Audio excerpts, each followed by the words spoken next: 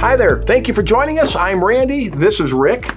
Rick is the owner of Richard A. Meyer Jr. and Associates. Mm-hmm. And Rick, we're here to talk about the number one mistake made in trust drafting. What is that? Leaving a trust unfunded. We so often, when we're sitting down, when we're putting together someone's revocable living trust, a great estate planning tool that helps avoid probate, helps you continue to pass assets on to your loved ones in a simple fashion. But one of the things we have is often people come in and we'll do a free consultation and we'll review their trust. And we'll go through it and we'll tell them how it works, because sometimes it wasn't explained very well by the drafting attorney.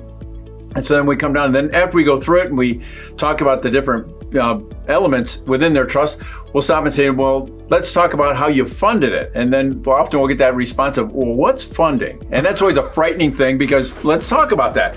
Funding is a process of retitling the assets that you own from your personal name into the name of your trust. If you don't take that other step, then you just got an expensive book. You've paid all this money with all these instructions that you tell people it's just a set of instructions. It's a management agreement. It's the easiest way to think of a trust. And you've got this nice management agreement that's not managing anything. All their bank accounts are still in their name, and they're using beneficiary designations, which will work. Mm-hmm. But one of the nice things about a trust is you can actually have some control over how the assets are used after you've passed and it's now being used by those beneficiaries. So funding becomes an extremely important process to work through. So sometimes attorneys will do it is they'll give you homework. And they'll say, well, here's all the things you need to retitle. Then they leave you on your own. And just like back when you were in high school, you didn't get your homework done.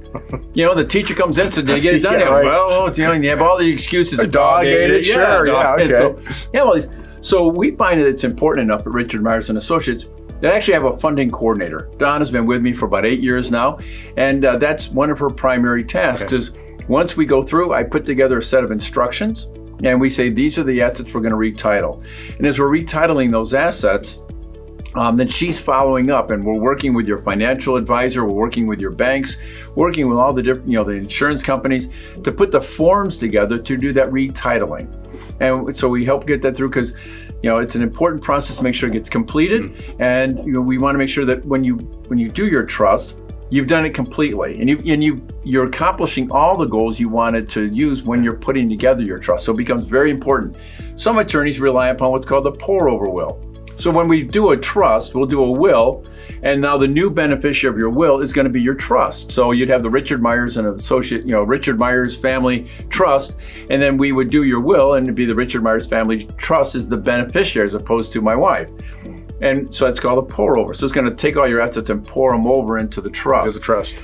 But now you're going through probate, which is exactly what we were trying to avoid. So we like to think of a pour over will, which is important to have, but it's a safety net. It's for that item that you missed, or as we often joke, when you had that winning lottery ticket and you were so excited you didn't quite make it home, that gets it into the trust. Yeah. So we tell people we want to make sure we complete the process, so funding becomes critically important. So that retitling of your assets from your personal name into the name of your trust is, again, as critical as the design of the trust. And you mentioned Donna is an important part of that, looking over everything. She's a huge part of that.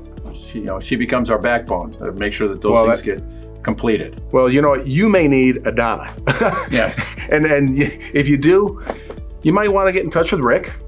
And how best to do that? If somebody's watching and wants to just learn a little bit more, what's the next step? You go onto our website, which is rmohiolaw.com, or you can call us at 216-447-9105 and actually talk to Donna. That's great. And we'll set up that free consultation, and we'll walk through and make sure that we design your estate plan. And when we do that, we'll also make sure it gets funded. Well, that's great, Rick. Thanks for sharing that with us.